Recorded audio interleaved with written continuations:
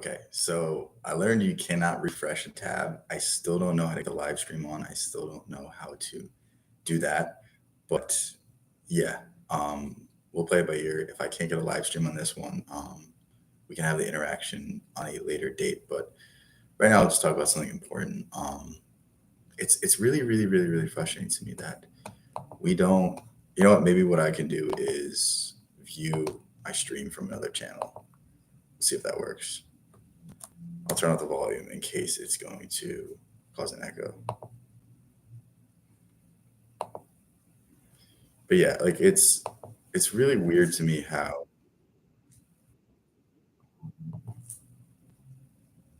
Tiki, I'm back again. Okay, I can see the chat now.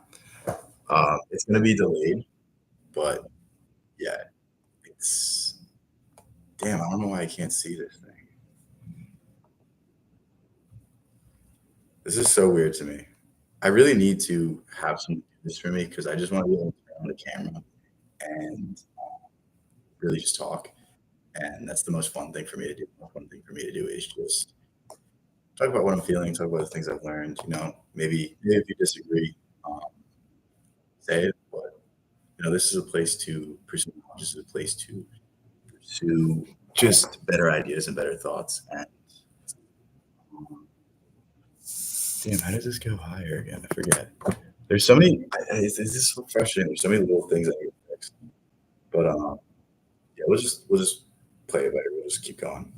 There's so many distractions right now that I really got to get into it. But thank God. How are you? Yeah, pretty good. I can't complain. Um, Nothing really wrong. Nothing really going bad in my life. Really, just have to appreciate the things you do have. Like it's weird because I woke up today stressed. I was stressed for no reason, and it was like I sat there to myself and I was like, I could sit here and be upset. I could sit here and just start the day and start doing the things that I know I should be doing, knowing the things that I can do to make myself feel better. And I went to the gym, went in the sauna, felt tremendous after that. Went to class, and now I'm here. It's been an overall good day, and it's like I could have chose to continue to be stressed. I could have chose to continue to be upset and get all angry, but there's not really a point in that for me. There's not really a point for me to get angry and upset.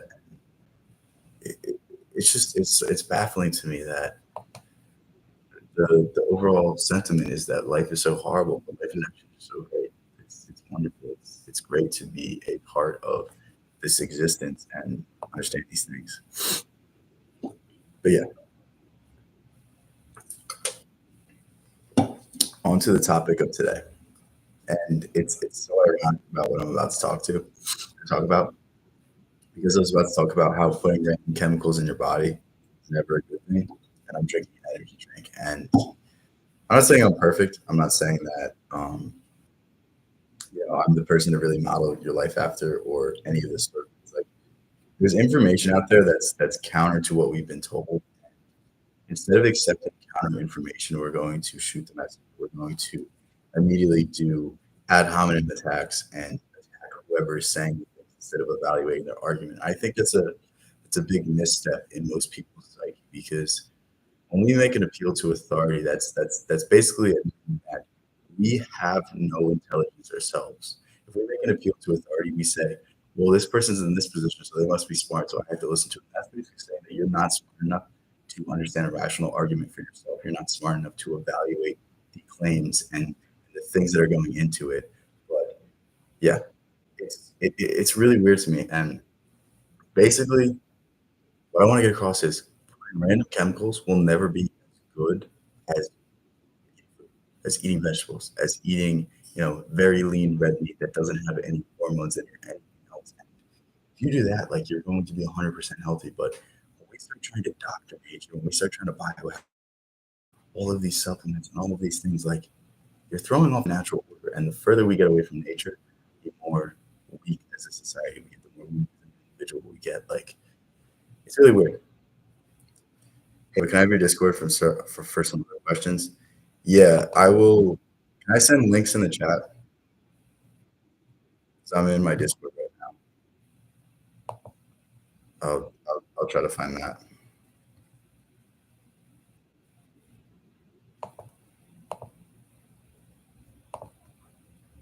Never expire. Generate new link. Copy. Let's see if this works. Hopefully, that's my Discord right there. I'm sending it from my other channel because I can't see the chat from this one. Yeah, yeah, Beano Fit, right? Yeah, yeah. That's it. Tricky. Okay, it's awesome to see you in the Discord. Yeah, no, this is cool. This is fun so far. I really need to figure out how to use Streamlabs so that I can see everything because right now I'm doing the stream kind of behind. So, and I'm also like looking at like I need to I need to figure it out. So yeah, dot dot dot. What does that mean? Um, but it's weird to me the way that we view things, the way that we view arguments, and we don't view them objectively. We don't view them from necessarily the information that's being provided, the logic that's being provided. We view it from, oh, this person said this, and this person is in this position, so I have to listen to them. I have to, listen to everything they say and really, really, really just apply it in my life and never think for myself. And it's weird to me that we'll talk all day long about education, but the education system is basically just pointing to people who have written textbooks and saying that these people are right. You don't have to question anything. You just have to read this. And then they might cite Plato, they might cite Socrates, they might cite some great thinker, but they never tell you what those people actually believe. Like how many of us understand what the Socratic method is, which is basically like, the teacher interacts with you, the teacher calls on you, the teacher does all of these things. But how much of us really understand what Socrates was about? How much understand that Socrates was against organized learning, that he was against the the memorization of facts for the sake of memorization, and he was completely against any sort of structured learning because that's not where learning comes from. Learning comes from wisdom. If you have wisdom and you utilize your life, that's true learning, that's true knowledge. But being able to cite when certain wars ended, or certain wars started, or certain events, it's weird. I have no clue. Like you're literally teaching, and like yeah, I'm learning. I appreciate that. That's cool. It's cool to read stuff like that and hear that. It's a different perspective because that's all I'm trying to bring. I'm not trying to. I feel like it's weird. Like a lot of people try to change everyone. They try to change. Oh, you have to think this way to do this. But I'm just bringing different perspective. I'm just bringing what I believe and what I believe to be right. Because you know what? I go back, I listen to some of the things I say, and I don't necessarily agree. I might not. I might not like vehemently disagree. I might just think like, what, I went down a wrong path here. And I'm agree with 100%, but maybe it's 80%. It's cool to see the shifts. It's cool to see the changes, and something that I constantly think about these shifts I've made. Socrates, like that. No, Socrates is.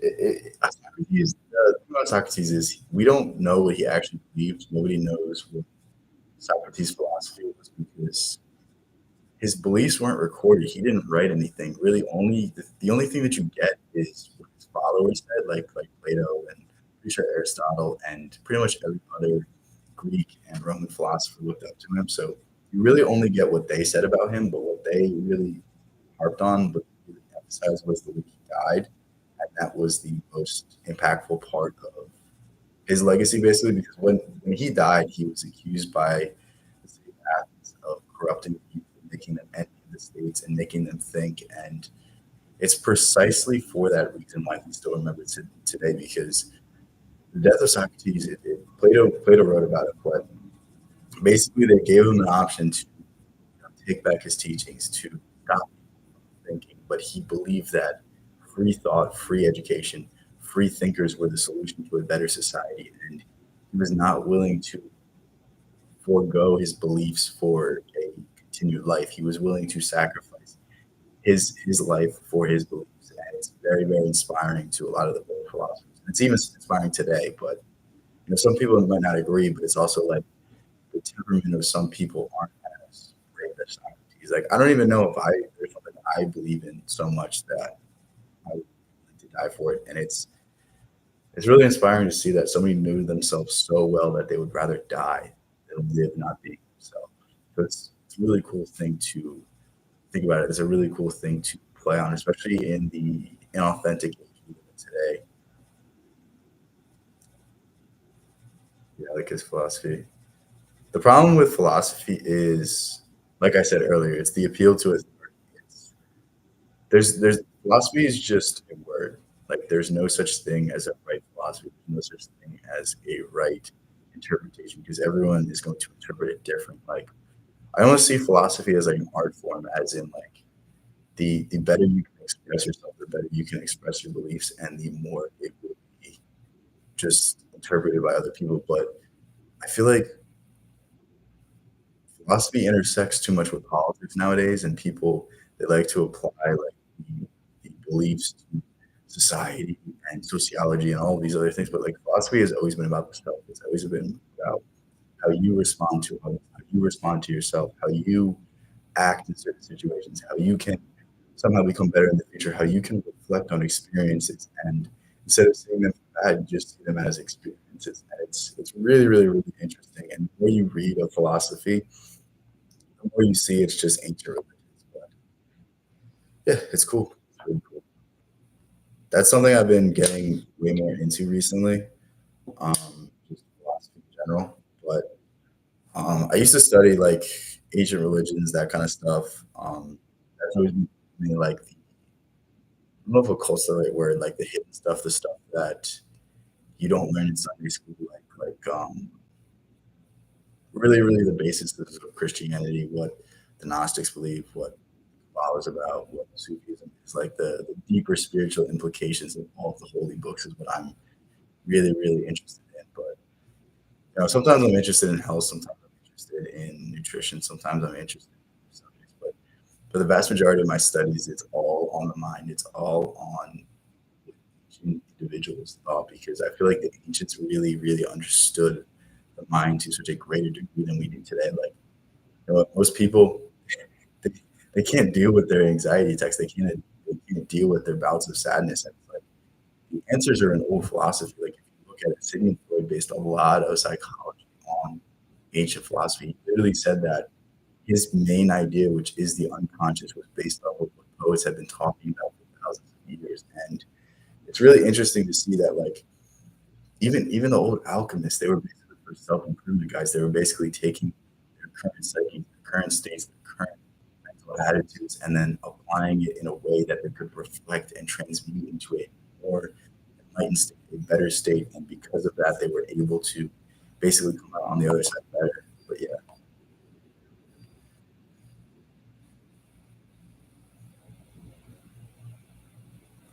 based on your title, spreading love, but like morality is being tested. So how do you spread love when people don't respect what love is? Love is not okay. That's a hard question. That's a really, really hard question to answer. So to me, love is not like, oh, I look at my mother, oh, I look at my girlfriend. Like those aren't two different forces. It's the same force. Love is a universal force. We can choose to accept it, or we can choose to ignore it. We can choose to look at others and see the differences, or look at others and see the similarities. See ourselves and everybody and love everybody for that reason. And love is just overall it's a choice. It really is. It's weird to me how we're not taught to love our enemy, taught to love others, but that's really Jesus' most important message. Like love your enemy more than you love your friend.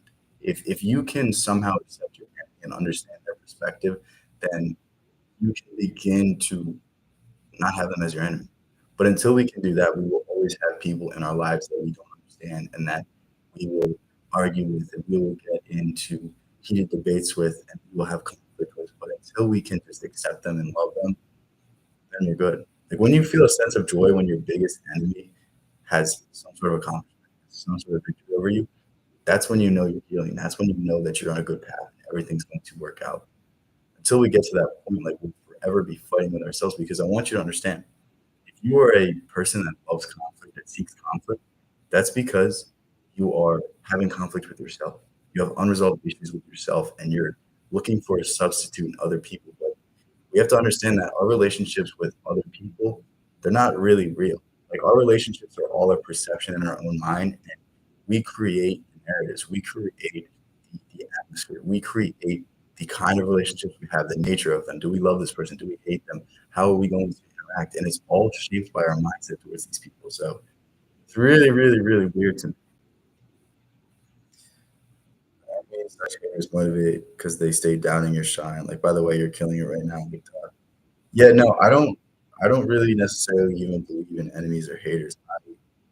Maybe it will motivate you in the short term, but in the long term, if you hold on to people, it's always going to hurt you more than help you. Like, think about it. Like, there's this story. I actually watched this today. It was in Robert Greene's book Mastery, and there was these two Buddhist monks, and there was this old woman, and she was standing on a river, and the one of the Buddhist monks carried the woman across the river, and the other one afterwards, he says to her, to the other Buddhist monk, he's like, you know, as Buddhists, we're not supposed to touch people. We're not supposed to help people out. Like, you really shouldn't have done that. And he's like, well, you're the one still holding on to her. You're the one that's still thinking about her. You're the one that's still interacting with her in your mind. So who's really the worst one? Because I helped her back there, but I forgot about it. And now you're here still lingering on this feeling, lingering on this thought. And how can we ever get to enlightenment? How can we ever get to a state where we're happy if we're constantly battling with people in our own brains? It was Seneca that said, we fight more with ourselves in our own brain than we do in reality. Like, the things you go through in your mind will always be worse than what you face in the world. And it's all about controlling that aspect. It's all about understanding that we are our own worst enemies at times, but we can also be our own best friends. How we shape the world in our minds, how it will be how it's reflected in reality. Hopefully that helped. Hopefully that answered your question. I feel like this is a stream that is getting more interesting as we go because you're asking me good questions. It sucks that I can't see the stream live, though. It sucks that I can't see the chat. I really have to figure that out, and I promise I'll do that for next time. But, this is cool. You're trying to keep up literally? No, I'm not saying the things I'm saying. It's not like my own thoughts. Like, don't feel bad. Like, these are just this is all just stuff I've learned from like a handful of books. Like, if you read a lot of books, if you just pick up books and start reprogramming your brain, it really over time, like, you won't even notice it. You just start talking different. Like, go to my first few videos on the channel, and you'll look at me, and then there's the same spirit there. There's the same heart there. There's the same person there. But now I'm better equipped to explain myself. Now I'm better equipped to um, really articulate what I'm trying to say and get more at the essence of what I'm saying. Think about a rose. Like, the more we describe a rose, the more it just becomes a flower. The more it just becomes something that is in front of us. But before we even know what to call it, we just see it. There's no concrete definition. There's no concrete evidence of it. And it's like there are certain things that we can never describe. There are certain things that are beyond words. And as we get closer and closer to that, we hit more at it. But we can only get to that through looking at their minds, looking at how they view things, and picking and pulling what we enjoy, picking and pulling what we think can benefit us, and then starting to take the journey for yourself. Because the sad thing is, like, there's nothing I can do to change your life. There's nothing I can do to affect your current situation. Everything is yourself. Even if you listen to me and it gets into your subconscious, and over time you continue to listen to me and it continues to benefit you, that's not me doing anything. That's you doing it for yourself. It's you making the difference for yourself by choosing to listen to this stuff, by choosing to turn this on instead of, watching whatever Logan Paul or KSI is doing. And it's really, really weird to say that. I really shouldn't say that because I should be like, if you continue to watch my videos, I'm going to change your life. That's not how it works. That's really not how it is. Everything comes from the self. Wow. I'm a moviegoer. I like to read movies. I mean, there are very, very, very good movies out there.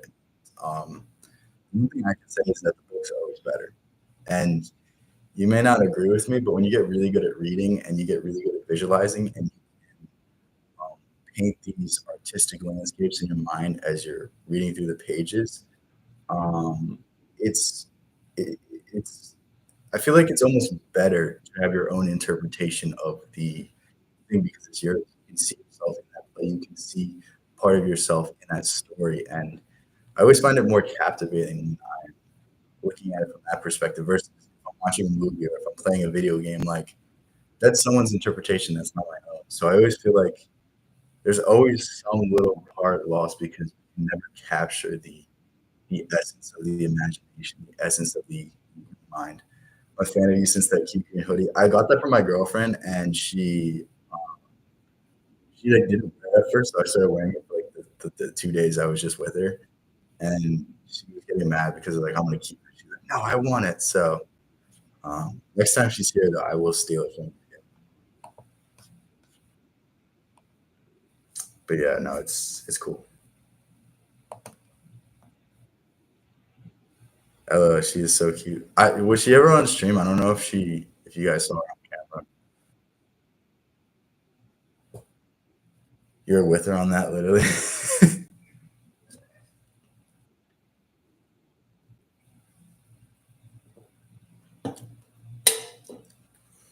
But yeah, today I was reading Self Reliance by Waldo Emerson.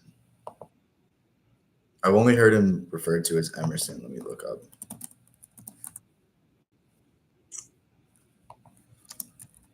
Yeah, it's Ralph Waldo Emerson.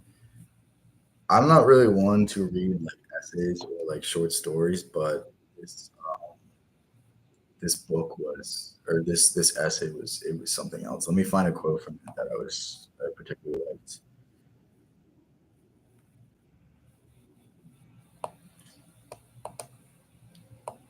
There's a time in every man's education when he arrives at the conviction that envy is ignorance. The invitation is a word I can't say. Self deletion. That he must take himself for better, for worse, at his portion. That though the wide universe is full of good, no kernel of nourishment corn can come to him.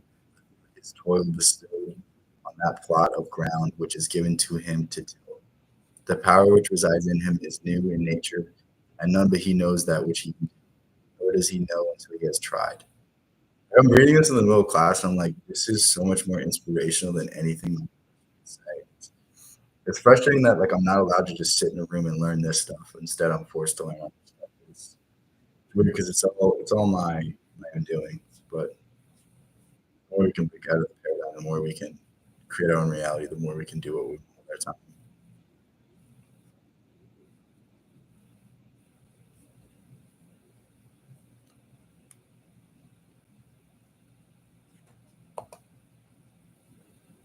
The Hades writer, what's up, bro? How's it going? This has been fun so far. How long have we been going for? 23 minutes. I really wish I could just see the chat live. I really have to learn how to set up a StreamYards link so that I can see everything live, and then I can share my screen, and then we could maybe I could pass. I could read what I'm talking about or show you guys some stuff. I think that would add another element to it. And one thing I want to do is basically go through the courses I have, which is called Mental Alchemy, and then explain my thinking because I think that'll add a lot of value. And I mean, it's also self promotion, but at the same time, I think it would be most beneficial if I explain the things I wrote and I really go into detail. Um, I'm good. You? Yeah, no, I'm pretty good. Today's a pretty good day. I study the rest of the day. I gotta do some stuff, but I figured I might as well go on live before that happens. Yeah, no, though, I think this has been awesome. I really like talking about old philosophy and religion and how we do certain things and how we view it in a way that's not beneficial. So this has been an awesome thing to do, and the interaction's just really, really fun. So yeah,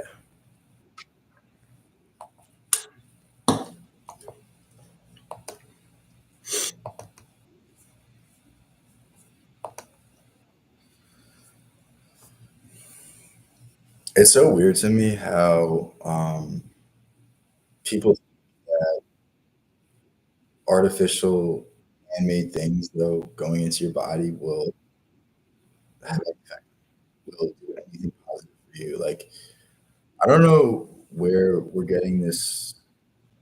I don't even know the word. This information. Maybe poor education. Maybe wrong. Um, like, when is the next class session? Because I'm enjoying this. My next class is at 6 p.m. So I don't know if I'm gonna stream the whole time.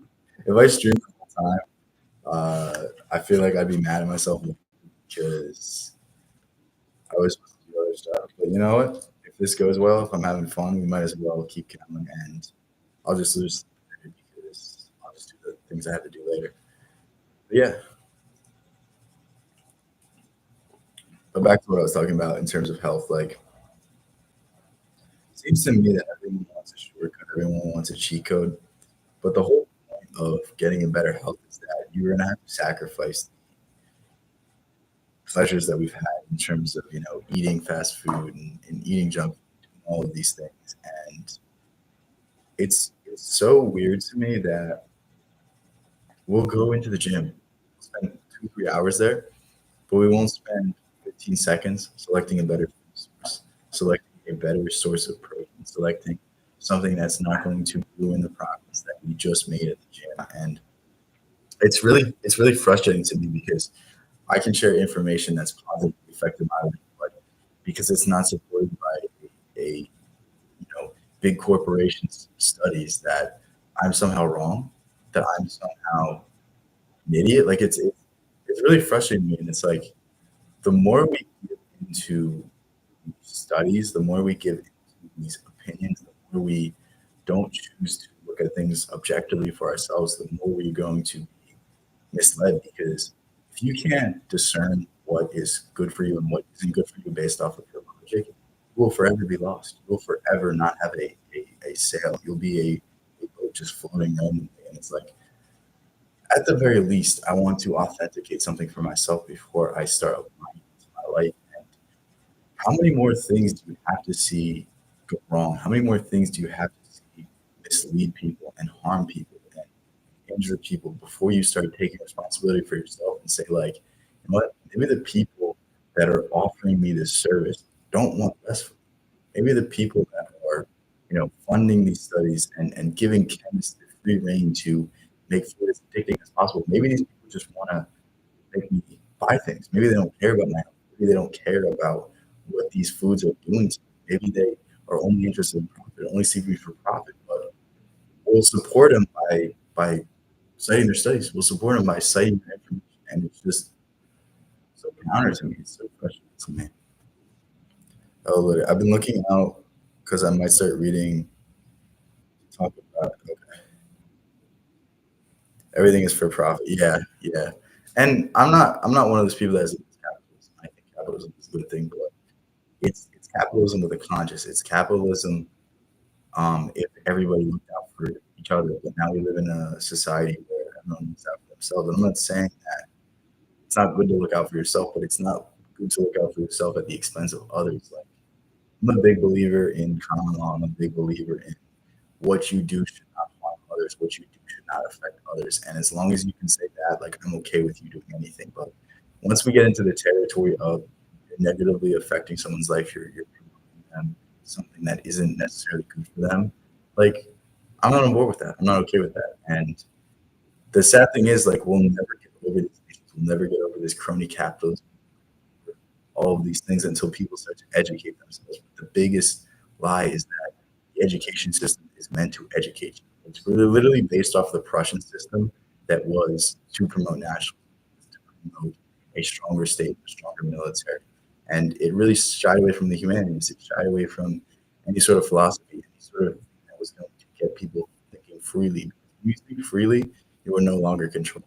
When you are able to determine what you accept into your life and what you don't, you are ungovernable. You cannot be controlled. You cannot be harmed. You cannot be controlled or influenced by any entity. And that's the most intimidating thing for any source of power, for any system. We'll go back to Socrates. That's the exact reason why Socrates was killed, because he was teaching people how to think. He was teaching people why. He was teaching people to ask questions. And when you start asking questions, the entire framework of most systems inherently collapses, because then you see the deeper workings. Then you see the things that aren't benefiting the people that are supposed to be benefited. Like if we really look into the government in the United States, it's one of the most fair governments in the entire world. And that's a scary thing to say because we have senators, we have representatives that are literally profiting off of their information that they're getting from their position. And nobody is accountable. Nobody is in any way looking into these people and investigating them. And it's like, you know what, if I did the same thing, it's called insider trading. And it's insane to me that we have a system that operates in this way. And it's like you have people that see this and they're like, well, you know what, I'm just going to be part of the system. I'm going to, get the same benefit. But it's like, if you want to make a change, you have to be above these things. You have to, in spite of all of these things, still walk forward with positivity, still walk forward with happiness, still walk forward with love, and give back to the people around you. Be the inspiration that you want to see. Like, I mean, Gandhi had some downfalls, but like Gandhi was about the energy. Gandhi was like, you need to be the change you want to see in this world, and that is one of the messages that we should all try to spread. We should all try to be what we wish to see in the world. If you want to be in a world where there's no crime, then be in a world where you don't commit crimes. If you want to be in a world where there's fairness, treat everyone fairly. Treat everyone with respect. If you want to be in a world that's less sane, I mean that's more sane, that's more rational. Like, stop falling for your emotions. Stop falling for the things that are really, really getting you wrapped up. That are really, really getting you in a state where you can't control what's going on. I hate questions. It uncovers the truth. I need to stifle them at all times.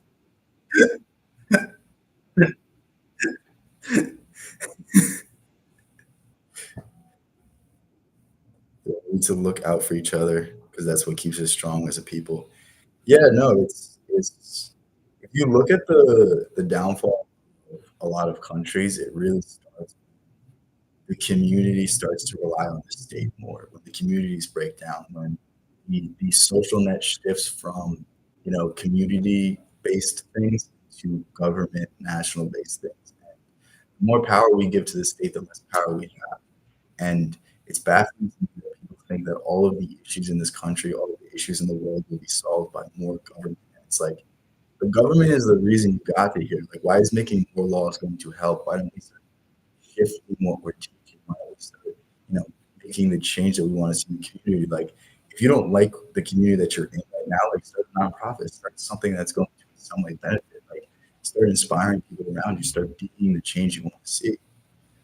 Who's trying to keep us under control? I mean, it doesn't matter who's trying to keep you under control because there has been suppression of the entire history of things. And what group is in charge doesn't matter. What group is ruling things doesn't matter. Like the ultimate scapegoat is blaming someone else for what is wrong in your life.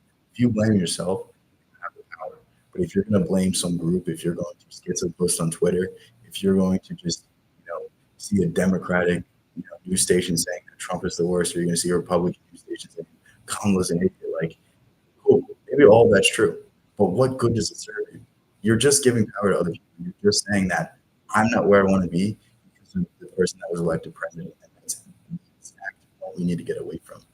You can rely only on yourself when everything is dictated by yourself.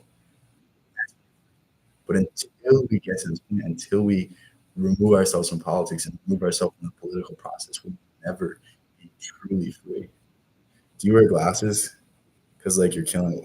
Why? Why would glasses? Why would that? Why would that make me? I don't get it. It's so hot. Damn. I wish I heard that in college when I was. Actually, no, I wasn't intelligent in college. I don't think I became intelligent until like this past year when I really started reading.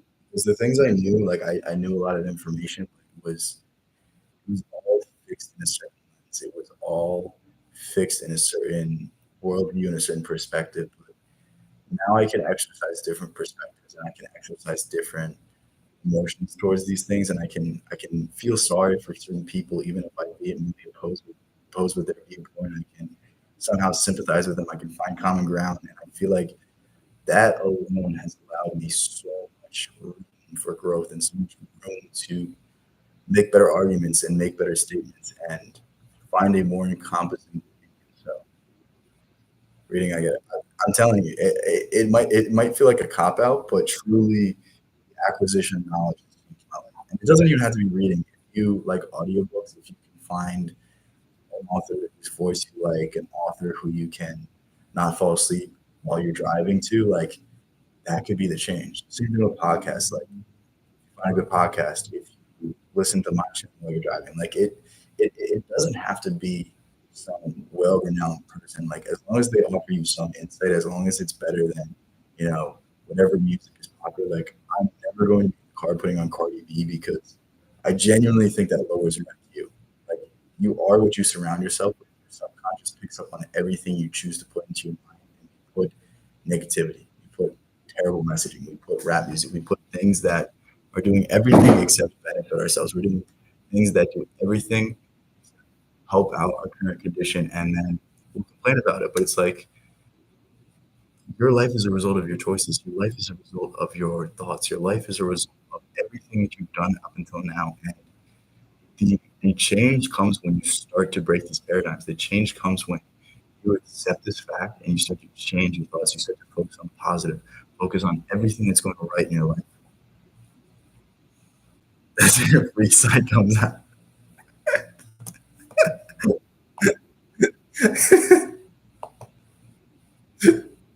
That's fine. Yeah, no, I don't know how people like it's one thing to be able to be able to do. It's another thing to consciously put these songs on and then know the effect of music on your subconscious and then continue to do it. Like I've told so many people this, but they'll still refuse to stop listening to music. I'm not saying you have to cut out cold turkey. I'm just saying that your downtime could be better served. The time that you're walking to class, or the time that you're in your car, or the time that you're at the gym, or the time that you spend in general, like it could be better used, it could be better allocated. And I'm not saying you don't have time to wind down, don't have time to do any of these things because I used to believe that, but then you just drive a wedge in your psyche, and the more you suppress an urge, the more you suppress something that you vehemently be like, I can't do this anymore. Like the more you're gonna want to do it, and it's gonna come back in the background. Sorry, but I gotta go. I love your lecture, but still, no, it's all good. Don't worry, you here and you got to see it live. You got to get your input. It's awesome having everybody here. It's awesome doing this. Um, I don't know if I should do it in this format. I think the sound might be better because I'm using my mic. So let me know. You also join the Discord too, so now you can get in contact with me. So if you got any questions, just feel free to ask me. You can stick around.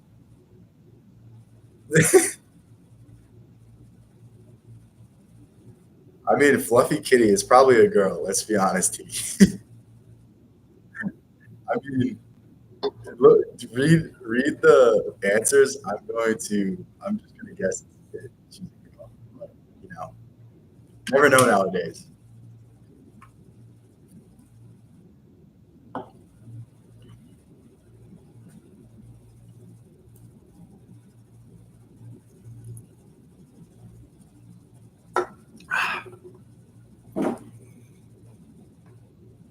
Only certain people uncover the truth. That's a good answer. Remember, if you can't tell by now, I don't know if you've been paying attention. I feel like it's pretty obvious. I mean, I may be wrong, but it's like I feel like it's easy. But I've been fooled before. I mean, not bad. Like I haven't gone to Thailand and gone to one of the massage places, but like, sometimes you get wrong nowadays. It's interesting. I have a friend. I really shouldn't say this. Or I know he's. I can't say he's a friend because of the story, but he really went to Thailand. He went to a massage place, and let's just say he lost something there. It was his first time. That's just wild to me. Like that's crazy to me. You go to Thailand and do that. Like, wouldn't you think like if you would want a more romantic setting, you'd want someone that means it's something you're gonna remember forever? And it was weird. Illuminati told you to shut up. You're talking too much. Damn, there's a fight in the chat going on. This is great. I love seeing the feuds. We have to spread love. Did you read the title of the stream? Come on. This is fun. But yeah, what else did I want to talk about? There's something else I wanted to mention. I don't hate anyone. I apologize. There we go. There we go. Everyone's making up. Everyone loves each other. That's how it should be. We need to be a positive place. TK so I think you hurt his feelings. He's crying now. He left the stream. Oh damn, that was wrong.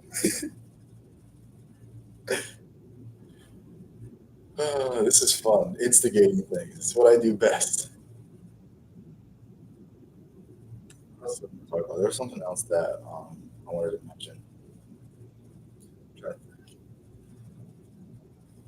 I don't know if you guys know this, but if you have a cold, literally the best thing you can do is one, get a bunch of lemons and like squeeze it into a thing, and then drink that. But two, you can also go into a sauna, and it really, really breaks up the mucus. Like, I woke up this morning, I really couldn't breathe out of my nose, and now like it's fine. I mean, it's still a little nasally, but it's going on. You know, how's your day going? It's going pretty good. How's yours? Can't complain. Everything's working out. But yeah, it's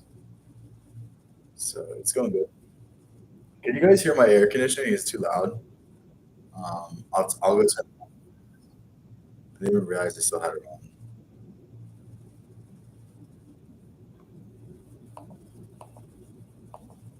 But yeah, it's a good day. Nothing to complain about. Nothing really going on.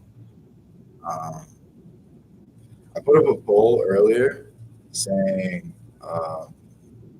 basically asking like, do you think putting like man-made chemicals in your body is good? And the answers were agree, no, you are dumb, agree, but you're still dumb. And someone voted, I agree, but you're still dumb. I have to find that person. They need to, they need to, they need to see justice. It's messing with the audio a bit. Okay, I'll turn it on.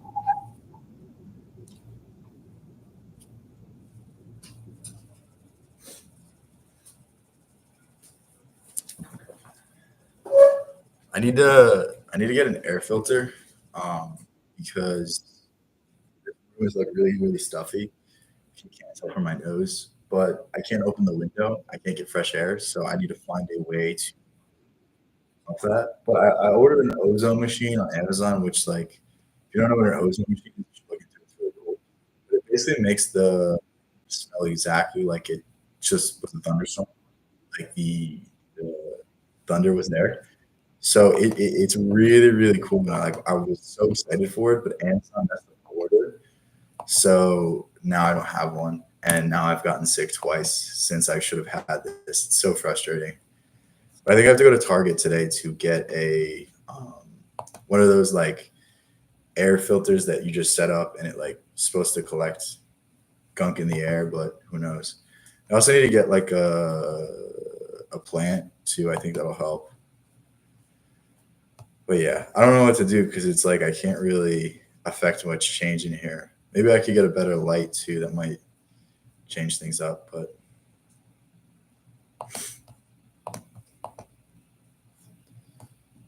oh damn, I closed the stream. Hold on, I'm not gonna be able to see the stream for a second. If anyone's asking me anything.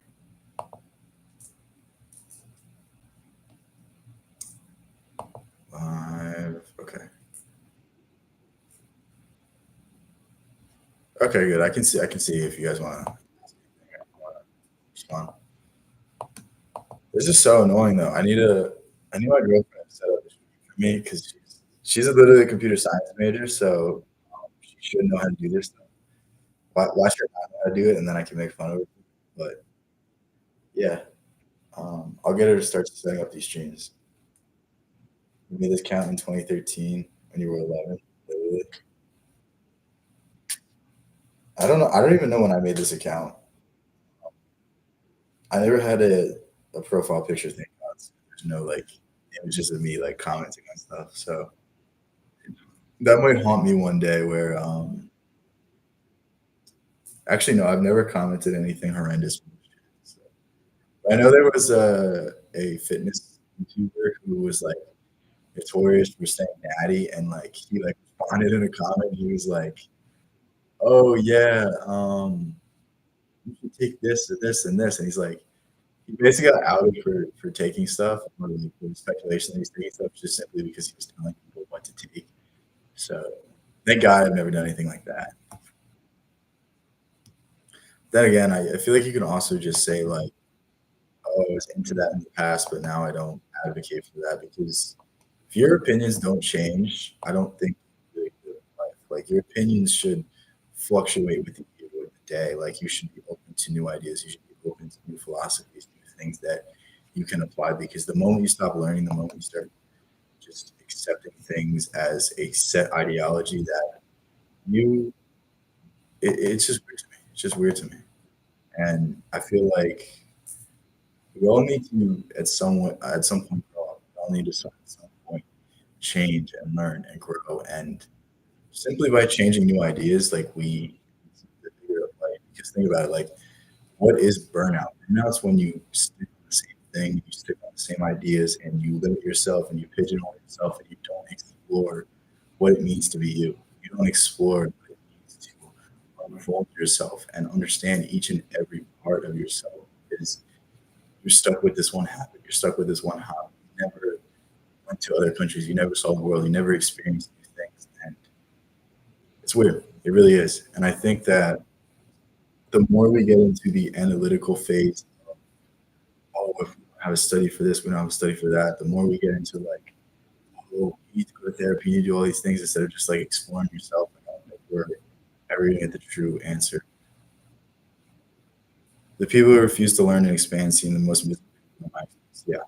Yeah. That, I couldn't have said it any better. Like, if you don't want to be happy, continue doing the exact same things. Like, the weirdest thing to me is like people are unhappy and will do the exact same thing. And it's like, if you're unhappy, don't you want to try something different? Don't you want to maybe get a new habit, maybe do a new thing, maybe experience something new and find something else about yourself and find a reason to keep living? Because the reason to keep living is literally experiences, is to learn, is to grow, is to in some way be able to inspire change in your life. It's really, really baffling to me. And it's like, I mean, I get it. Like there's circumstances and scenarios that might keep you stagnant, that might keep you away from what you really should be looking to doing, and really growing, and all these things and all these blockages and people around you aren't supportive. But it's like a compounding effect. Like you're not happy now and it might not be inspiring to take up something new, but as you start to get better at it, as you start to master it, as it starts to become a bigger and bigger hobby, you're going to enjoy it more and more. And if we just see the learning curve for what it is, like it's something that's going to increase, then it's not as scary. But yeah.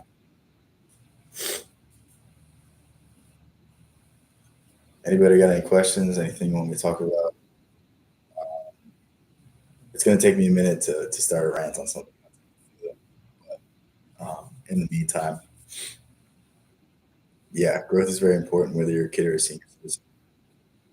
Got to check on dinner. I've been preparing. It's like 2 o'clock. Hopefully, you're in a different time zone. That's crazy. Preparing dinner at 2, like a senior citizen or something. But yeah, no, it's weird to me that like the trope or like the common occurrence of like people when they retire, they die after a few years. They just subject themselves to like wasting away, and it's like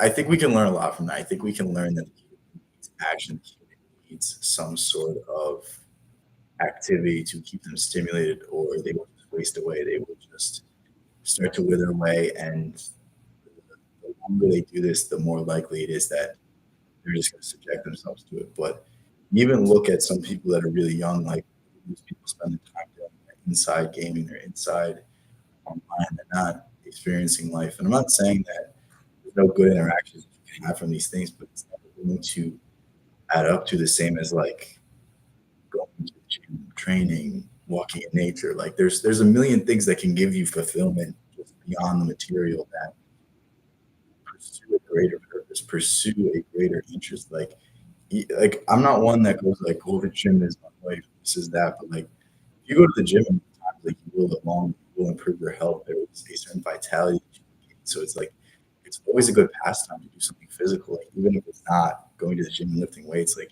you go stretch out, you go on go do cardio, like you in some way get forward momentum. It's a stew, the meat. Okay. Oh, it'll be ready around 6. Okay, that makes sense. Yeah, no, this is fun. I've been going for 50 minutes now. Feels like I just turned on the camera. I was really gonna. I don't even know how long I was gonna stream for. But I was planning on doing this very quickly and um, filming another video from my channel. But I have to finish a book before I can um, film the video.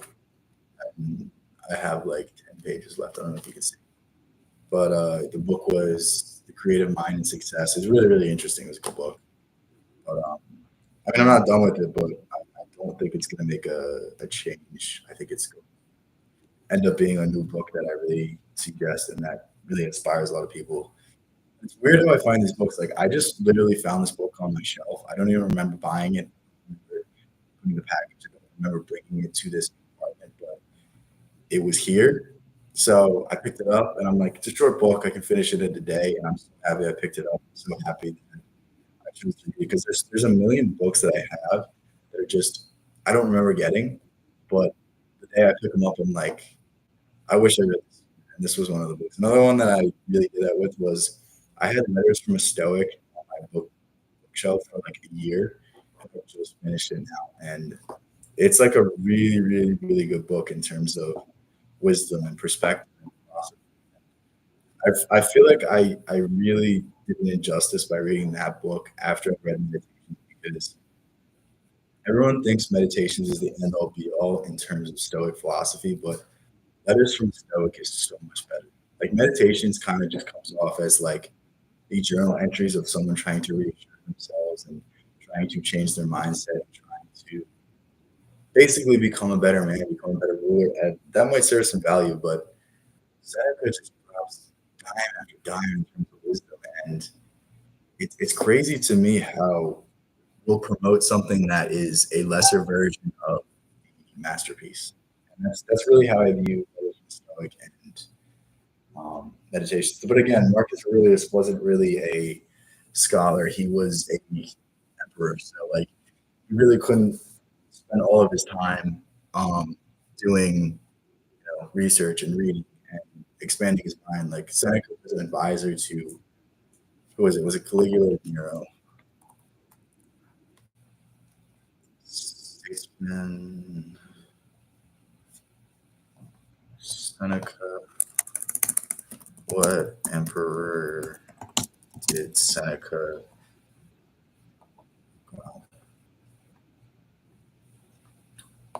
Yeah, Seneca advised Nero. So he taught Nero from a young age, and then eventually Nero forced him to poison. I'm pretty sure. It's slightly cutting in and out. I'll move the mic closer. Is that better?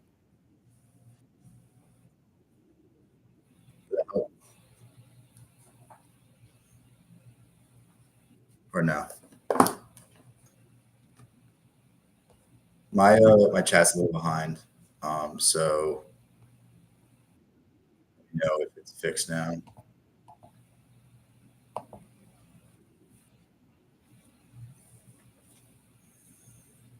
You're silly. Like you might win and successfully influence me to start reading a lot more. I mean, that's the goal. But the thing is, if I do that, then we can't hang out on the street. So no, I'm just kidding. We do both. Cooking and having a lecture. Damn, you're calling it a lecture? That means there's like pressure now. I'm nervous. I don't know what to do.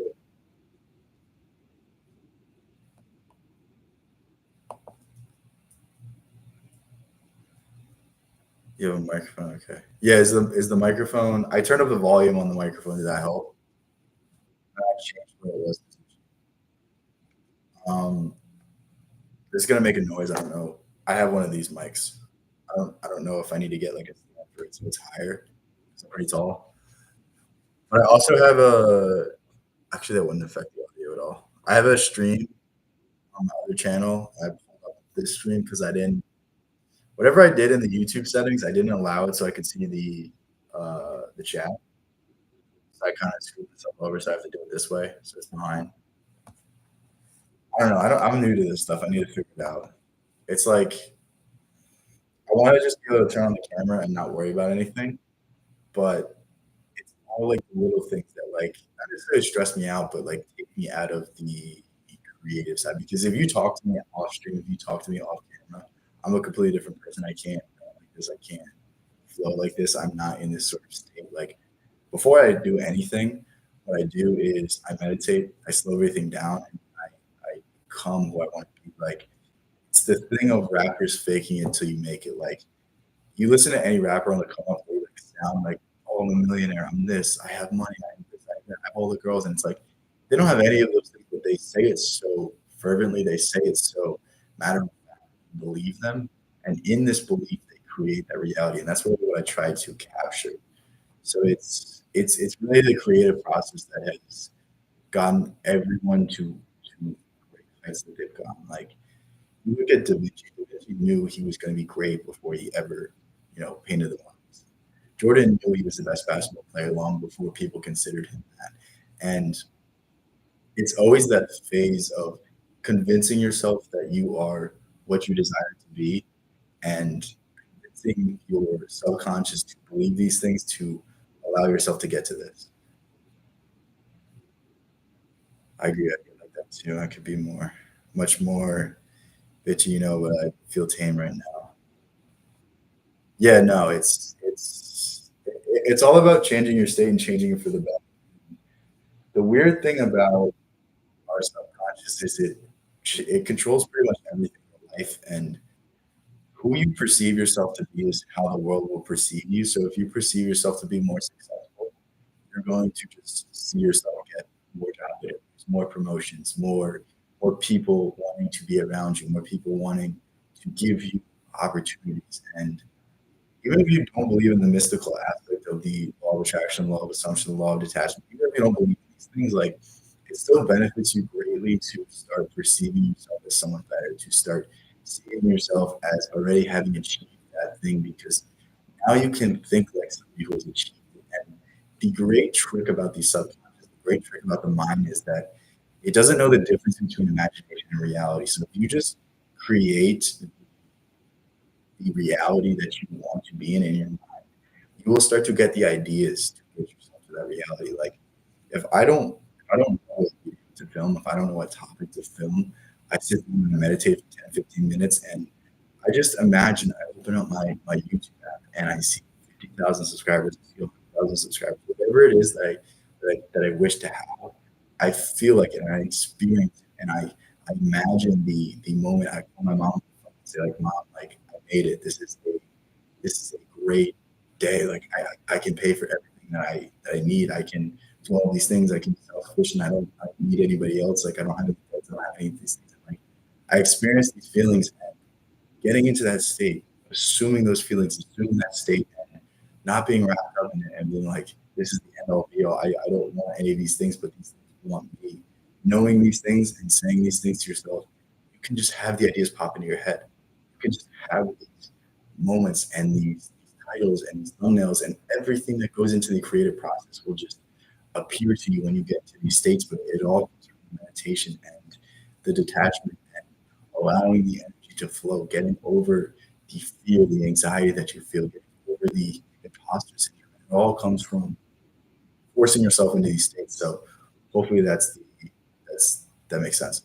That was the answer. Love is creation. Yeah, exactly. If you know anything about the chakra system, the chakra right here, heart chakra, it has two colors associated with it. It has the green, it has the pink. Um, Here's a rose quartz. Um, this is the pink heart chakra, and here's the green one. That's crazy. I had these in my pocket. But green controls creativity. The green controls life. It controls the life force, and it's like what can you create with material? What can you create with the things that you see? And then the pink controls the higher form. It controls the love. It controls acceptance. It controls, just feeling good and feeling gracious and gratitude and all of these things. And you can use these forces, you can use these energies for great things. Like think of what inspired the Mona Lisa. It was a woman. Think about what inspired Shakespeare, Romeo and Juliet. Shakespeare literally fell in love with the narrative of Juliet falling in love and all these things. Like these were emotions that he was experiencing. That's why these things resonate to this day. Think of any great love song.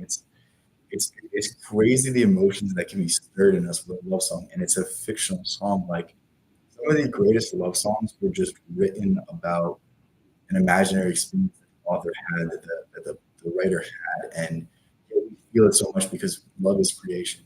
Love is taking something and just showing the good in it, and it's really awesome. And damn, I can't explain it right now. Only I can explain it much better, but hope you can catch my stream when I'm being creative or I'm flowing more. I'm gonna run to the bathroom real quick. If you guys want to stay, that's cool. But I'll be back.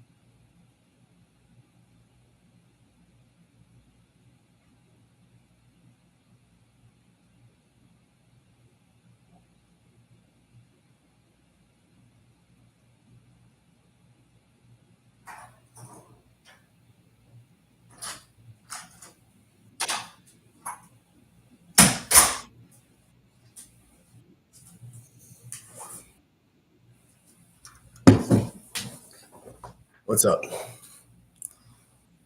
Right when I got here. My bad if you just joined as I was. I hope that wasn't too long. Shh, don't tell anybody. Don't tell anybody. Actually, I told all of you this, but you don't got to think about it. I live in an apartment. Yeah, just temporary. I don't know. I feel like when I start putting everything together, when I start figuring everything out, I kind of want to live to a simpler place, a place that just like slower, just more homey. I don't know. Maybe the Midwest, maybe South, maybe somewhere just less people because I feel like I don't know. There's just too much going on sometimes. Like last night, there was a.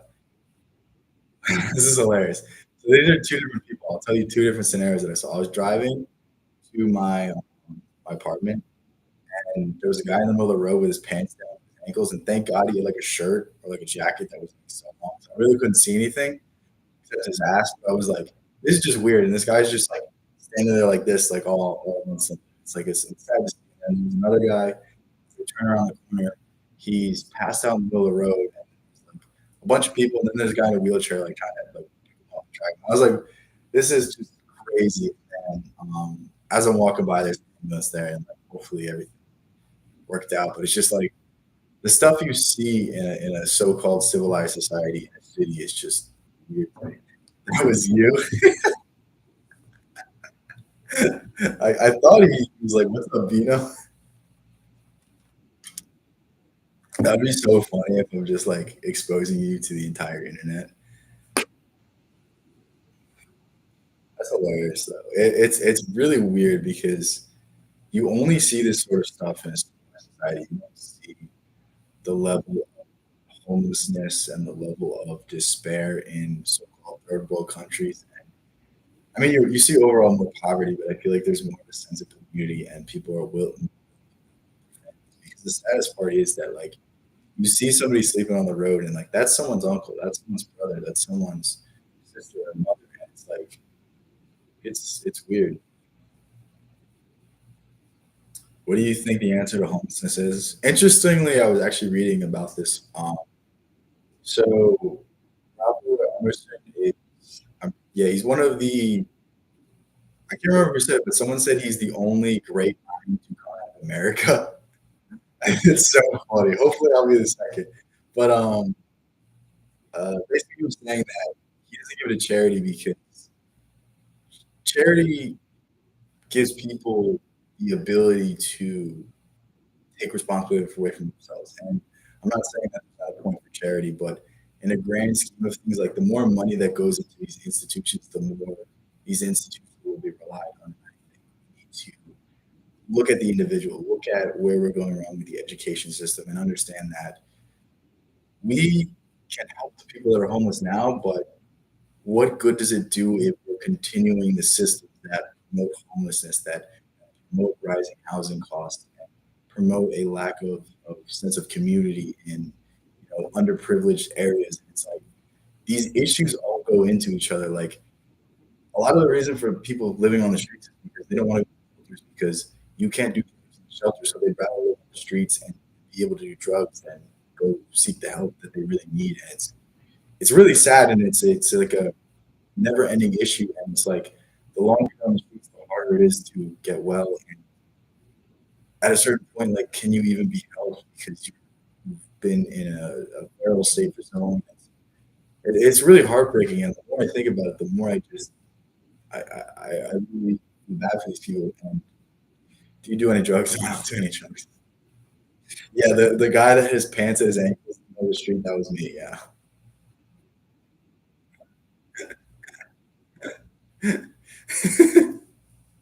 That's hilarious.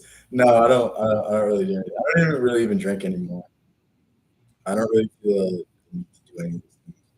The more you integrate your subconscious, your unconscious with your conscious, the less you really seek external validation. So like what do we seek when we're doing drugs? What do we seek when we're doing any sort of alcohol or nicotine or weed or any other substance? What are we seeking? We're seeking a lowering in our responsibilities. We're seeking a different state. We're seeking the ability to relax and the ability to feel something that we've never felt before. And it's really trying to replicate childlike nature. It's really trying to replicate the state where we don't have any responsibilities, where we don't have anything to do, where nothing is reliant on us. And you don't need anything to achieve these things. You can really start just changing your perspective, start changing your mindset to achieve these things. And the more you analyze yourself, the more you will not need to take it. I'm guilty of vaping starting during COVID. Yeah, dude, that is going to be really rough. I don't even obviously like I've vaped before and like I never really had one, but it was like people would throw on me, I would like, oh, can I hit that? It's like that's a rough one. And the only thing I can say for that is like if you can slowly over time replace that with something better, like, it's hard. Yeah, yeah. I don't know about you, but I realize that like I have such a mucus buildup whenever I do it. So I've always had sinus issues. So like if I'm going to do that, like I can't do anything else. I can't cheat on my diet. I can't do anything. Like it's really detrimental in terms of um, my breathing for me. And it's like I want to be able to fight people. I want to be able to train. Like if I can't breathe, I can't get my full confidence. It's like we sacrifice parts of what we love to do something that we don't really like. Like, do you like vaping? Do you like ripping it? Like, does it even make you feel good anymore? And that's the craziest thing. Like, I have a friend that's really, really addicted to vaping, and it doesn't even make him feel better. It doesn't even get a buzz anymore. You don't get any sort of enjoyment from it, even if it's just a temporary, like 1 to 2 minute buzz. He doesn't even get that. And it's like, why are you doing this? Why are you subjecting yourself to this thing? So it's very, very tough, very weird. But yeah, no, it's all about like, I mean, I'm trying to think, how do you even quit vaping? Because I can't just say like, oh, I just use my mind because that's not a good answer. Like, most people, it's not going to work. For a lot of people, it's going to be much harder than that. But like, it simply is like changing everything else because if you start living a lifestyle more with health, if you start living a lifestyle more congruent with a healthy person, over time you will just push that out of your life, and over time it will simply stop to become something that you need to be. And you can also like start visualizing yourself as a person who doesn't vape, and maybe that times they're just and just overall start to see it as gross. Start to see it as something that you don't need and you don't rely on, and it might stop from yeah yeah. The one thing does that stop you from using it when your friends have it though? Because for a while I'd be like, I'm not gonna buy another one of these, and my friends would have it around me, and I use it anyway. And it's not that I was using it as much, but like on the weekends when I'm like out to the bars, I'd be basically using the same amount of times as when I had it. So I don't know if that is encompassing of the whole thing, but it's also just better to use it when your friends allow you to. It's always going to be better than having it in your pocket all the time. Going to the bathroom at work to do that, like it's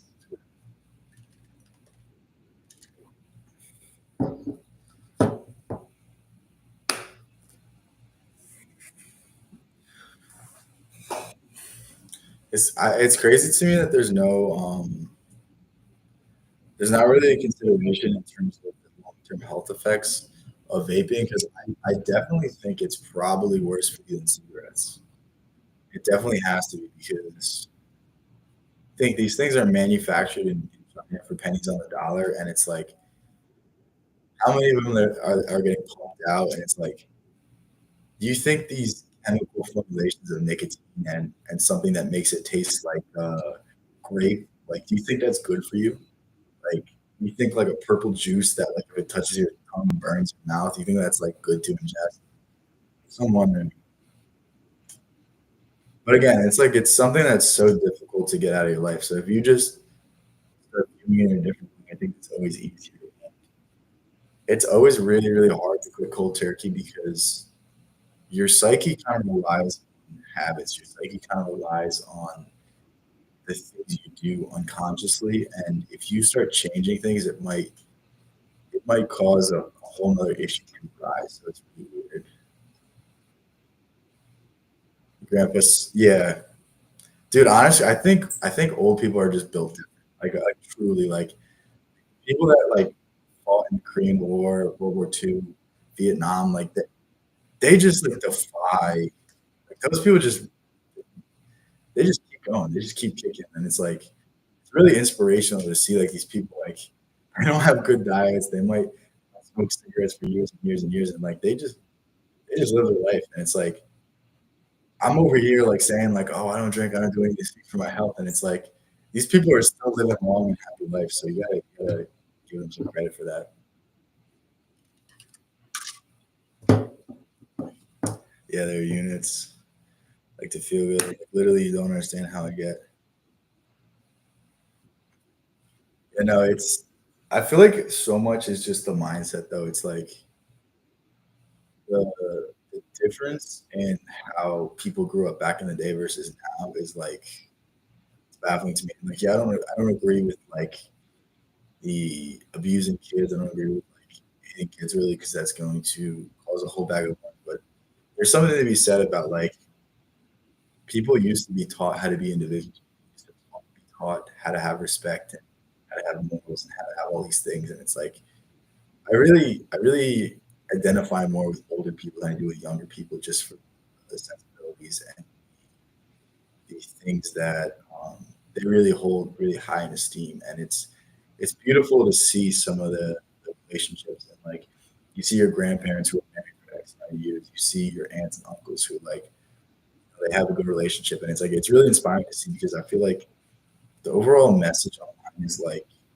oh, you'll never be happy. You'll never find somebody that won't cheat on you or won't do this or won't do that. It's just like maybe that's the truth, but I don't want to believe it because we can live in a reality that doesn't necessarily might not be real. But like, what does it serve us to believe things that what does it serve us to believe things that don't benefit us? And I don't really see any purpose in that. I don't really see any reason for that. But yeah, this world feels real to me. Well, it's always going to feel real to you, but some of the beliefs you hold don't necessarily have to be true. Like I can believe I'm a millionaire, and like I'm not a millionaire, but in my mind I am, and every second I choose to accept that reality is the more likely I will have an idea that gets me to that point. So it's like, what's the benefit in facing reality when we can live in our dreams, when we can start to change our unconscious, and our unconscious can start to reflect the reality that we desire to be in.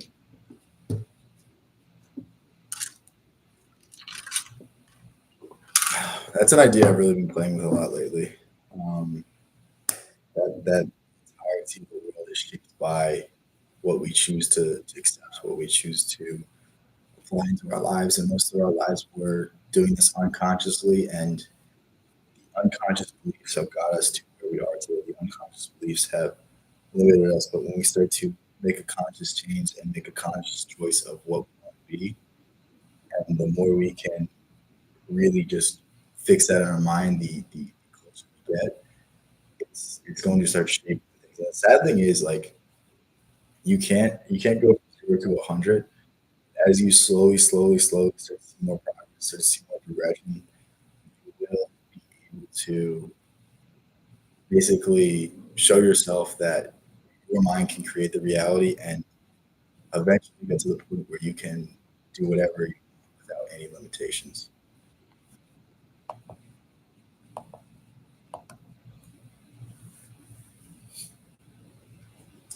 Damn, I've been going for hour 20. It's pretty crazy. This is fun though. Um, I wonder if this is better to do than the vertical streams. I wonder if maybe it's better in terms of the algorithm. I know the vertical streams have better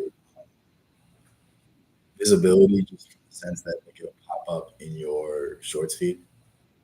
But I don't know. I don't even know if I want to attract shorts viewers because I feel like the people that watch shorts are. I mean, everyone watches shorts, but like somebody that finds me from the shorts thing, they're probably not somebody that's interested in my kind of content because my kind of content is more education. I mean, it's really edutainment. It's education and entertainment. Like I have to make it some sort of entertaining because I can't just talk about like the mindset I have and all of these things. Like I have to throw certain things in. I think these are better than vertical. Yeah, yeah, that's what I'm thinking. I think this is like better in terms of like I can do more with it too. Like I don't know if you were here earlier, um, but I was talking about like going through some of the things I've written and going through like one of the courses I wrote and like explaining what each line means, explaining deeper detail, and like if I did that for a stream, like I think that would add so much value, and I think it would be even more transformative than the writing I already had. So like it would be really cool to play around what I can do with the front end. I could also like show you guys my. I don't know if I'm gonna do any reactions. Maybe I might react to some of the old videos. That might be see where I got it wrong, or maybe see what we can piece together from it, or even like there's certain things we go over. Like we go over body language, we go over basic stuff. Like we could look at certain scenes, certain movies, and break them down. Like I think there's a lot of really cool things that we could start doing, and I haven't even started to think about them. But as I play more around with these ideas, as I think of these things more, um, yeah, we can play by ear. But it's also just fun to come on here and rant. So like it could also just be that because I don't want to become someone that relies on others for content because I think that's the lowest level of entertainment. I don't necessarily like that. The more you do that, the less you have to say. The more you rely on other people, the less you know about yourself. Like there's so many channels that are built off the backs of like even Kevin Samuels. Like If you look up a Kevin Samuels video, you probably won't even get a video from his channel. Probably get a video of somebody reacting to it. They don't say anything. They might pause it like at one point so they don't get a copyright claim, and then at the end they're like, "Well, this is why." And it's just like, dude, I just want to listen to Kevin Samuels just educate these people about where they're going wrong in their life, and he does it in such a polite and nice way. And it's like, man, I really miss that guy. That guy was hilarious, and it was the way he would ask questions that was so insightful. And it's like you can tell that guy was a great salesman just based off of how he communicates with people because he basically got them to view themselves in a way they've never seen themselves in. And it's very, very interesting to see his overall message, his overall point. And like a lot of people misinterpret his whole thing. Like his whole thing was he wanted people to be in better relationships. He wanted people to better themselves and come together and find people who also wanted a similar thing. And like the sound bites that you get from him are always like him just talking to someone delusional, but you don't get the context to it, which is this person was being disrespectful and not listening to any of the advice he was giving. So he was like, you know what, I'm just gonna get a clip from it. So it's cool. And it's sad to see that like people are just profiting off of his name. Maybe they don't even agree with him. Maybe it's just like they have a baseline understanding of his message and then they might misinterpret him. And that's another thing. It's weird to see that like there's so many channels that misinterpret what people are saying. Like if you've ever like gone to like the drama channels, I feel like they never really get the picture. They never really get the full context. They just want the headline, and it doesn't even matter if they understand the thing fully. They really just care about um, basically the drama, the clicks, the algorithm, the SEO, all that things. You did a talk on how to handle conflict. Literally, when do you fight back, or should we use diplomacy or peace? I don't. So I think the the school of thought I go from is the idea that you must be able to be okay with conflict, and when you're okay with conflict, that's when you can avoid it because you know what conflict is. So like a good way to exemplify this is in the physical realm. So let's say like before I was really good at fighting, before I knew I could handle myself in any situation, I was not that I would start fights, but I would get myself in scenarios where a fight was a possibility. Now that I know what I can do, now that I feel confident in these situations, like I will always de-escalate because I know what it means to fight. I know what violence is. I know what it feels like. I know what broken ribs feel like. I know what all of these things are, and like I don't want to experience them. So maybe just no, I don't do that.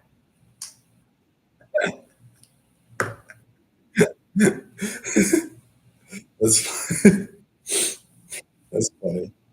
Um, Back to my point. But yeah, like the moment I learned how to fight was the moment I stopped instigating. Because when you understand what conflict is, you want to avoid it, and that is almost the best policy. Like learn how to deal with conflict, learn how to be in the fire, but also learn how to avoid it. So when we understand arguments and we understand how to argue, this allows us to sort of avoid because most of arguments break down to you harm the other person's ego.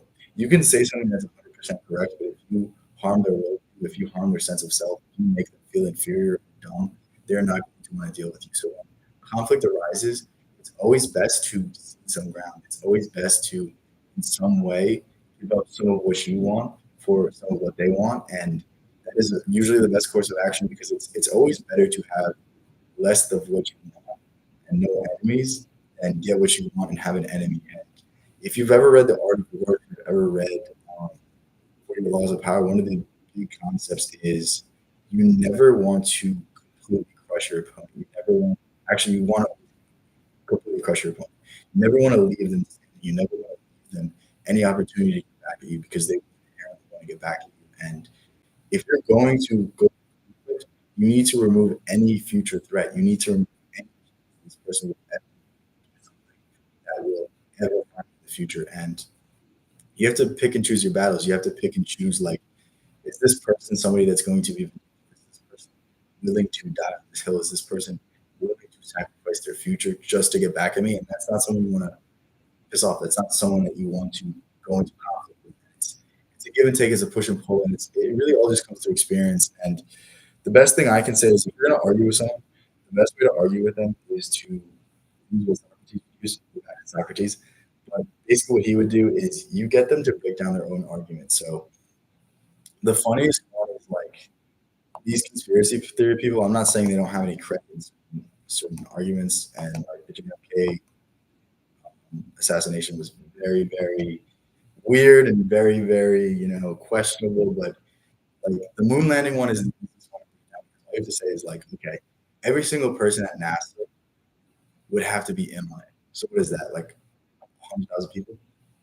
Like all of the people in the military, all the people, private contractors, all the people who worked on these things throughout the years, like they would all have to be in on it and like think like the janitor is not going to tell people that like, we didn't go to the moon.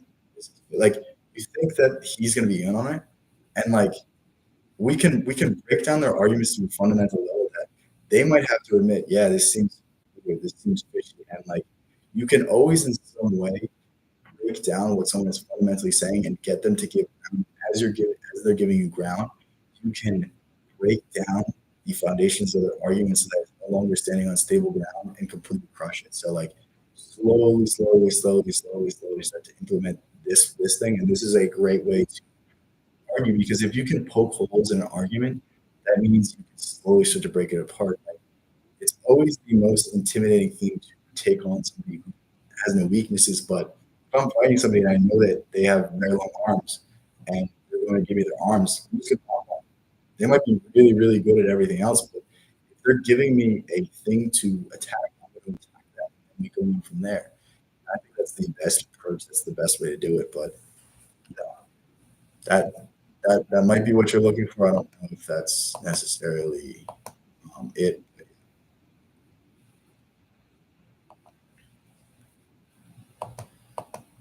Also, a way to avoid conflict is this is a funny one. So, like, if you're dealing with customer service, do you see a prayer fight? To be honest, dude, that was actually a really, really good fight. I really like that. For some reason, I had an idea that it was going to be pretty good. It's boxing and wrestling. It's M. Um, but yeah, for some reason, I thought Khalil was going to do pretty good, and I'm not like a huge fan of him, but I do like his message. I do like what he stands for, and he seems like an okay guy. So I wanted him to do. I didn't want him to win, but I wanted him to do decently well and not just get flatline KO'd like right away.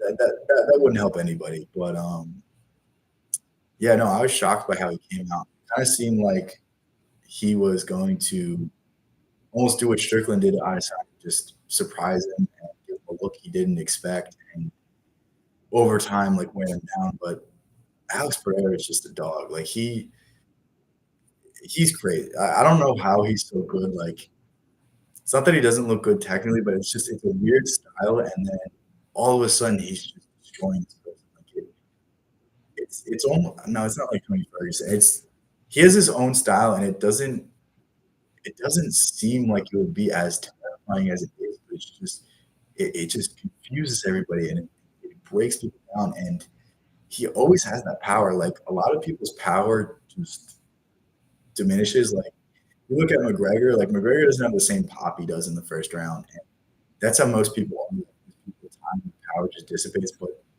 dude, Alex Pereira, at any point of the fight he touches you, it's over.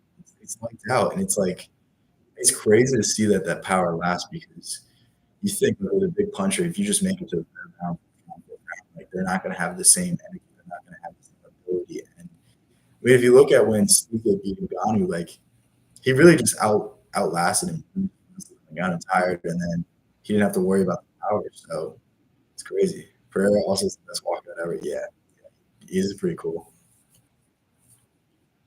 I'm trying to think. I feel like there might be a better one. I mean, the one of Mike Perry where he's coming out to Beyonce song, that one's hilarious. But in terms of like fear and like who I don't want to walk out against, that would be it. He's like screaming and chanting, and you're like, I feel like I'm, Cortez when he was fighting the Aztecs like that. Yeah, that's terrible.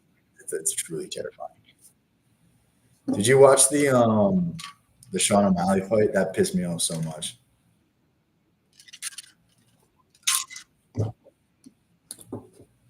Like I love grappling.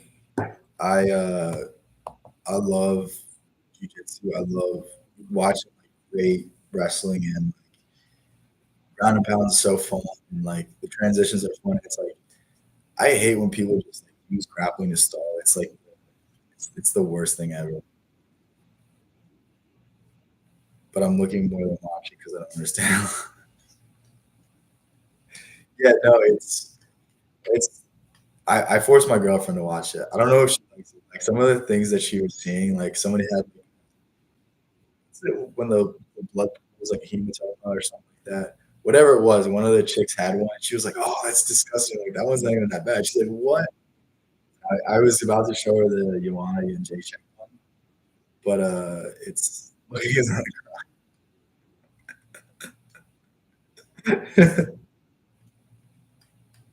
That's funny. But yeah, no, it pisses me off that like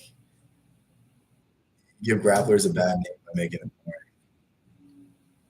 So yeah, how long have I been doing this for? 90 minutes. That's crazy to me.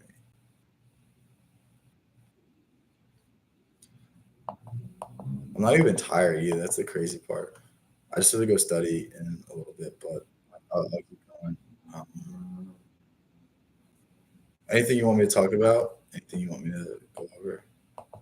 Did I answer your question about conflict? Or you want me to go in a different angle? I think I covered a lot of it, but I know there's something I'm missing. So if you,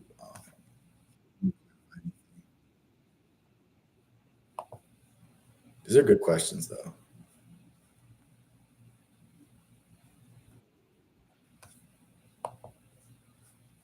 I can't wait till like the chat's just like boom, boom, boom, boom, boom, and like I can't even keep up with stuff because I don't have like a million things to talk about. Like, I appreciate all the questions, the comments, but it's gonna be great when I don't have any like choppiness. When I can just keep flowing, keep going. Good questions, but you don't cover the truth. I mean, yeah, that's how I usually do it. That's what I usually um, think.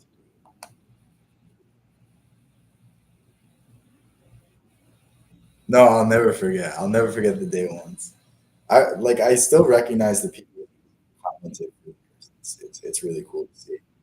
And like as the channel gets to get bigger and bigger, I really I really appreciate all the people who have always been here because like I don't even know how some of you guys found the channel.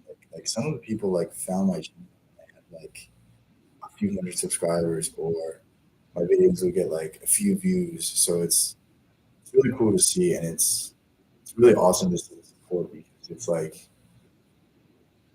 I don't know if I would have supported me if I saw no subscribers and see like millions and millions of views. Like it seems like I always catch people that inspire me like after the fact when they become big. So you guys get to see a whole different side of things because you can see someone who is actively gaining that following, who's actively getting that progression. You can kind of see the whole journey. So that's a whole new element of learning. That's a whole new element of growth, and you can step by step see the changes that I'm making. Step by step see the pitfalls and the trial and error. And it's honestly it might be more educational to see it from that perspective. See the growth and the journey, and not something you just blow up overnight. And yeah, I think there's a whole nother layer of value. I'm really happy that I didn't just get a video with a million views out of nowhere and that was it. And after that, I would always just be able to support myself. Like I'm glad I had trials. I'm glad I had tribulations. I'm glad that I've failed so many times because it's taught me so many lessons, and it's really taught me to change my approach and be flexible and be creative. And I blew up the instant I started posting videos. Like I really think I would have gone on such a different path, but I'm happy it didn't happen because I've been able to grow as an individual. I've been able to enhance my spiritual development, who I've become, and it's allowed me to do so much learning and so much growing. And I feel like I can grow and just really grow into the person that I should be that deserves the audience. Do you post your playlist? I don't listen to music. Is that what you mean?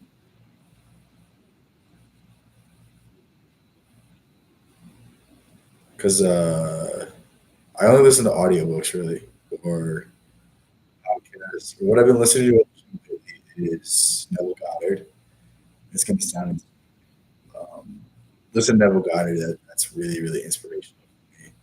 That you choose your current state and what you're choosing to accept is what will be reflected. And the more we can focus on what we want, the more it will be apparent in our lives. But until we can convince ourselves that nothing is limiting us except ourselves, we will never have that state that we desire. But yeah, it's cool. It's cool.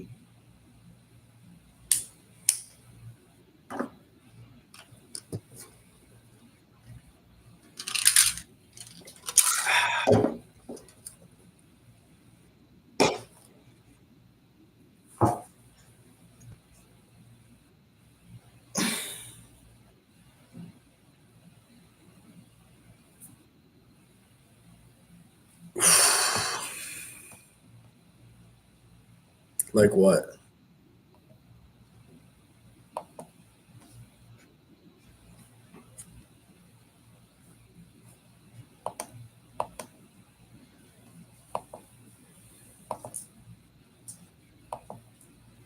Yeah, this has been fun though.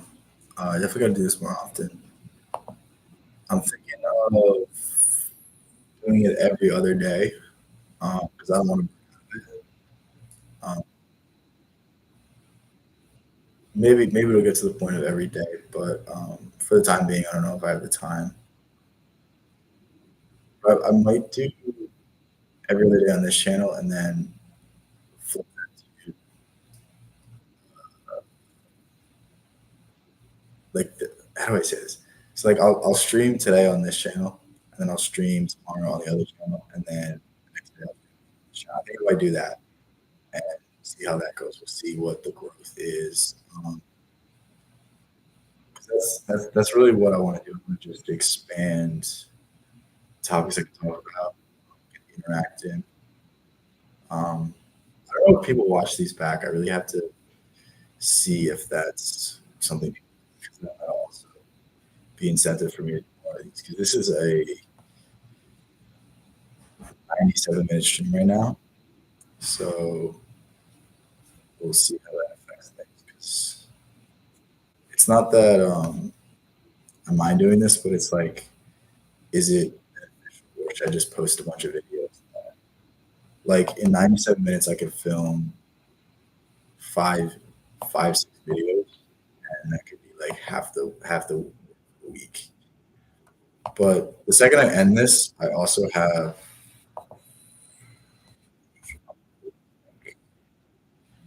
actually I don't know if I should put the link because then you guys are just gonna click off. But I have a video that I'm gonna post up on the channel. Um, what's it? It's called "Claim Your Attention Back with this 5 minute exercise." It's a good video. It's about I'll share what it's about, but the video is gonna explain it better. But might as well. The basis of the video is that our attention is so lacking. We're so unable to focus on the present. We have no present awareness. And if we want to start claiming that back, we just, all we have to do is before we go to bed, remember everything we did.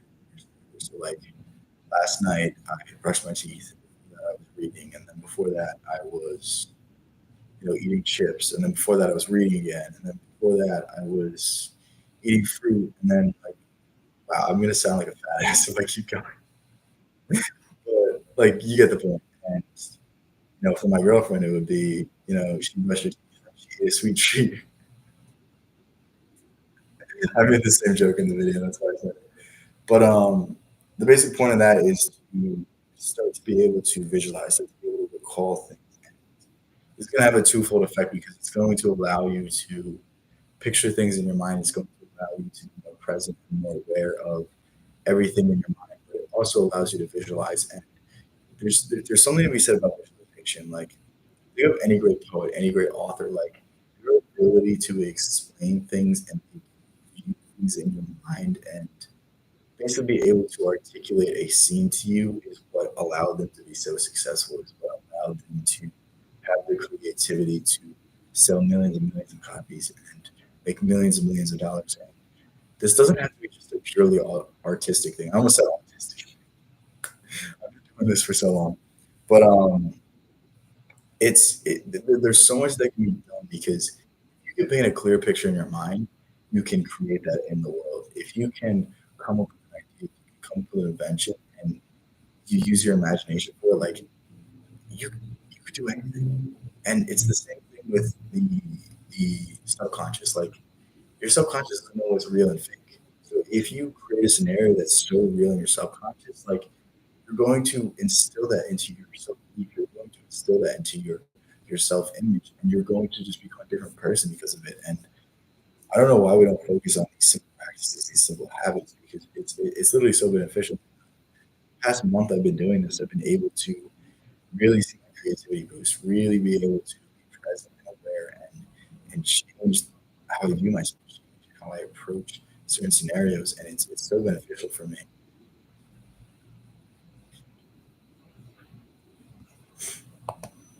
But yeah, that'll be out after I end the stream. But don't worry, I'm not going anywhere for at least a few minutes. So recently, I haven't been getting any dislikes.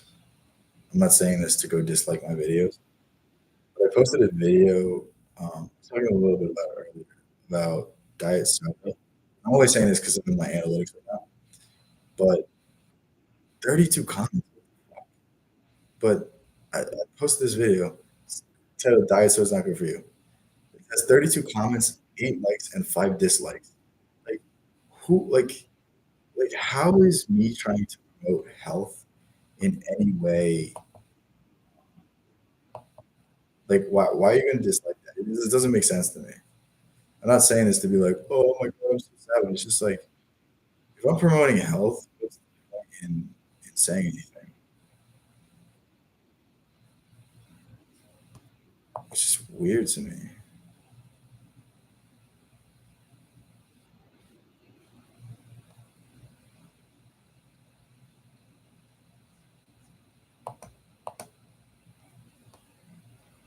You're cooking? Damn, you're still cooking?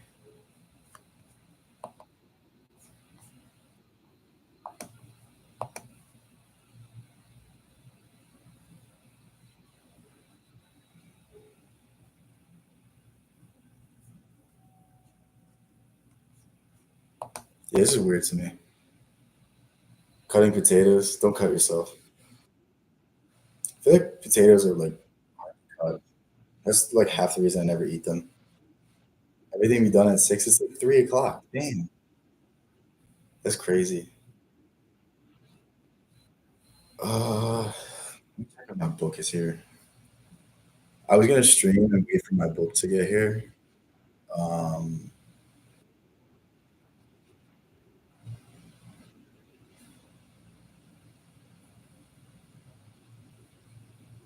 I'm like a mom because literally, I mean, fair enough.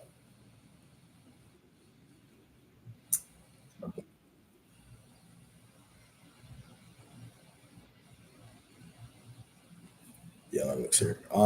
Yeah, I'm gonna end the stream now. I think it's study, but if you join, if you interact with me, thanks for having a good time with me. Thanks for doing this. If people go to people come hang out with me, just have fun. But yeah, it's been a cool time. So yeah, there's gonna be a video that I post right after I end this. I talked a little bit about it a few minutes ago. It's gonna be about. But yeah, thanks for joining me. If you made it, if you didn't make it, if you're viewing the recording, Thanks for being here. See you guys later.